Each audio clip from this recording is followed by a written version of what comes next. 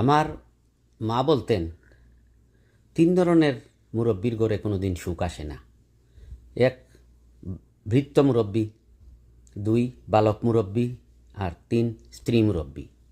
যদিও স্ত্রী মুরব্বি নিয়ে আমার ১-২টি কথা আছে, কিন্তু ভৃত্য মুরব্বি আপনি অনেক বাড়িতে গেলে দেখবেন যে বাড়ির মালিক বা মালকিন কথা বলার আগেই ভৃত্য সে কাজের বেটি মর্জিনাই হোক আর কাজের ছেলে রহিমই হোক, সে আগ বাড়িয়ে বলছে যে আমার সাথে কথা বলুন, তিনি এই বিষয়টা বুঝবেন না।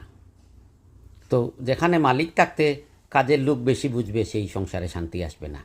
আর বালক মুরব্বি মানে কি, ছেলে একটু হয়তো পড়াশোনা করছে, করে এখনও সে প্রতিষ্ঠিত হয়নি, কিছুতেই যায়নি, কিন্তু সে কোনো কিছু কোনো বিষয় পরিবারের আসলেই সে বলবে বাবা মা কিছুই বুঝে না, তারা এখনকার সময়ের অনেক কিছু বুঝবে না, আমি বুঝবো, বলে সে আগ বাড়িয়ে ওই মুরব্বিয়ানা করতে যাবে, সেখানেও সর্বনাশ। আর স্ত্রী মুরব্বির ঘরেও সর্বনাশ, কারণ অনেক করে আমাদের সিলেটি ভাষায় বলে বেটি মামলতি। তো বেটি মামলতি সর্বনাশ হয়ে যায়।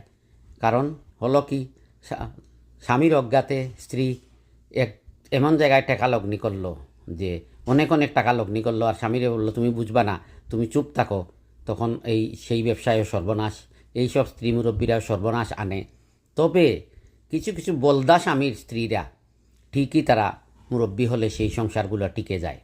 শুধুমাত্র বলদা স্বামীদের স্ত্রী ছাড়া আর এই যে সাধারণ সব স্বামীর স্ত্রীরা যদি মুরব্বী হয়, তাইলে সেই সংসারেরও 12টা বাজে।